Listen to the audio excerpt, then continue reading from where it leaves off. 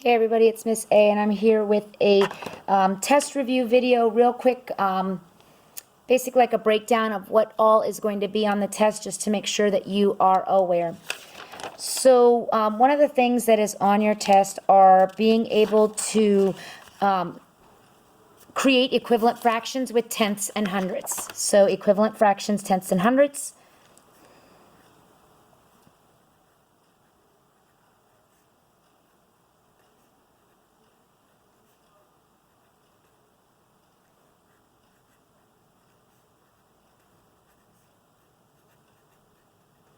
All right, so what that is, if I have 3/10, I need to be able to create an equivalent fraction by multiplying my fraction by 10 over 10, because whatever I do at the top, I have to do the bottom.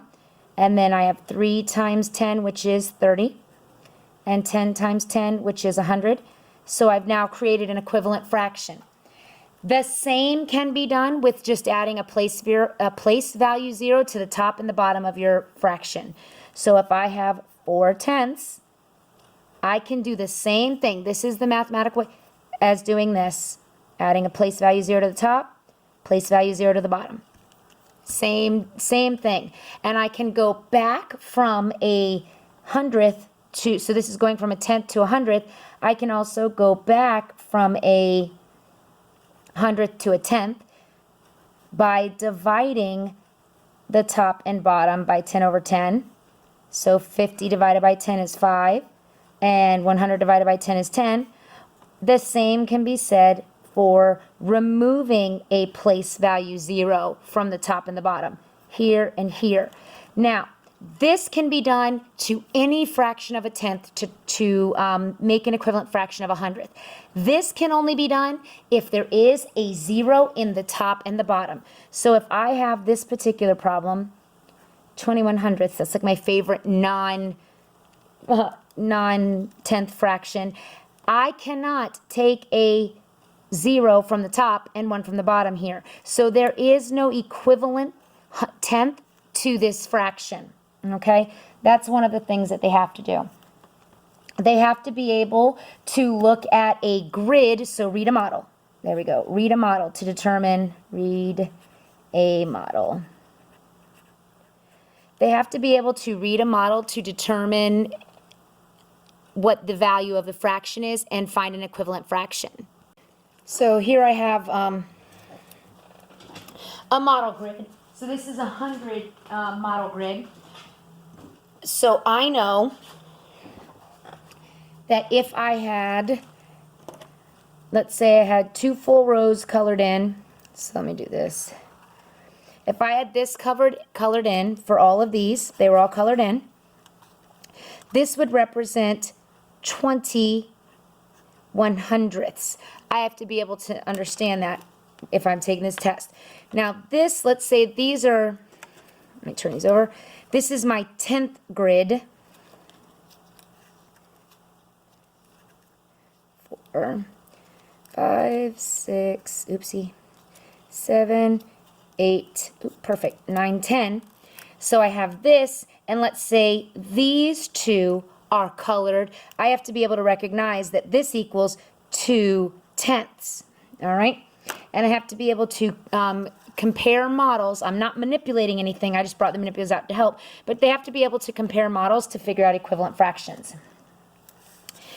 They must be able to determine the fraction equivalent or decimal equivalent. So fraction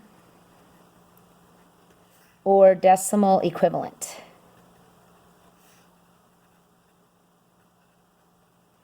So for example, if I have 46 hundredths, there are 2 zeros, so that means 2 place values after the decimal. And then I just write my numerator in the top, 46.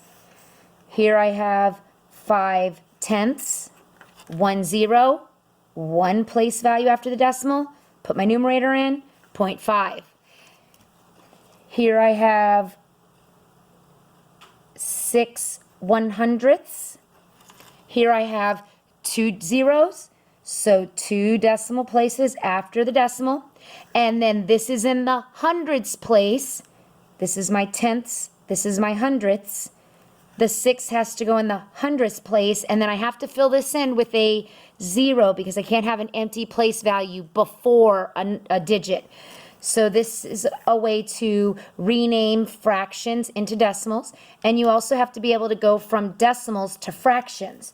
So if I have 0.75, well, that's 2 place values after the decimal, so that means my denominator is 100 and my numerator is the number. It's fairly simple. Here I have 0.04, so 2 place values, 100, 2 zeros have to be on the bottom, and then the number 4. Or if I have 0.7, that would be 1 place value, so 1 0, and then 7 on top. They have to be able to create an inequality statement. Create inequality statement. So they might be given 7.6 is less than, and they have to give me a number. And there might be answer options, or it might be an open response. They have to be able to provide that. So any answer would work for this one as long as it is bigger than 7.6. So I could say 7.7. I could say 10.7. I could say 99.6. Any one of those numbers as long as it's bigger than this one. They need to be able to add fractions of tenths and hundredths. So here I have 4 tenths plus 56 hundredths. Now, we know the rules of adding and subtracting fractions mean the denominators have to be the same. So I need to take that step of creating an equivalent fraction of tenths and hundredths. So I need to find the equivalent fraction in hundredths. So 4 tenths times 10 over 10 equals 41 hundredths. And now I have 2 fractions that are in hundredths, so I can add them together. So 40 plus 56, and they're over 100, and that equals 96 hundredths. Now you could also do this.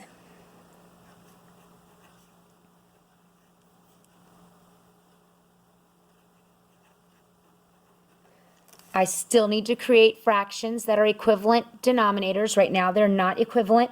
I can do 2 things. I could make this a hundredth like I did here, but for this one, since I do have a 0 in the top and the bottom, I want to create an equivalent fraction of tenths. So that would be 61 hundredths divided by 10 over 10, which equals 6 tenths. So now I have 3 tenths plus 6 tenths equals 9 tenths.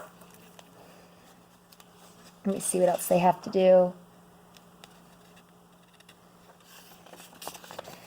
They will need to be able to find all equivalent fractions and decimals. So find equivalent fractions and decimals. I'm just going to put equal fractions and decimals.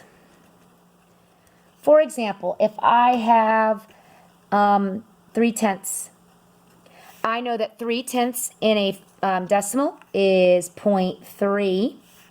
And I know that 3 tenths, oops, I should write it right, 3 tenths can also be made into an equivalent hundredth by multiplying by 10 over 10, which gives me 30 hundredths. So that is also equivalent.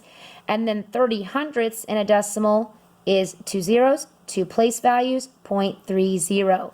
So all of these are equivalent, and they would need to be able to identify a fraction and all of its equivalent counterparts, either in hundredths, fractions of hundredths or tenths, or decimals of hundredths and tenths. They need to be able to determine inequalities.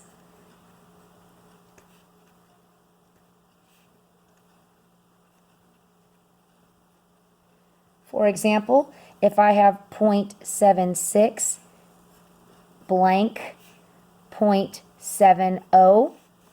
They need to be able to determine using their place value strategy. What am I doing? 7 and 7 are equivalent. 6 and 0 are different, and 6 is greater, so the open part should face the 6, this 0.76.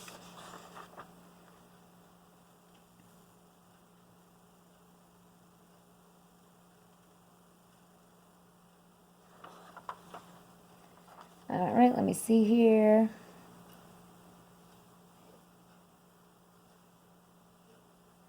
All right, I think that is everything that they need to make sure that they know for the test tomorrow. They do have their extra credit homework. It is a total of, hold on, where is that homework? I have it somewhere. Where, oh, there it is. Excuse my arm. All right, so they do have their extra credit homework. It is 7 problems. What is the sum of 6/10 and 20/100ths? Which decimal is equivalent to 9/100ths?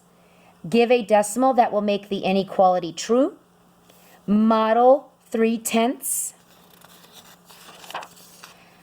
What is 0.75 in fraction form? And they have to use the bubble box going all the way over to the left and 1 digit per bubble. This is cut off, but it will work just fine. What does 29,741 round to? And the word is here, the nearest thousands. So you're rounding to the thousands, and they're supposed to bubble box the answer starting all the way to the left. They'll have plenty of space there. And this one says provide 2 answers that are equivalent to 0.8. All right, thanks for watching, everybody.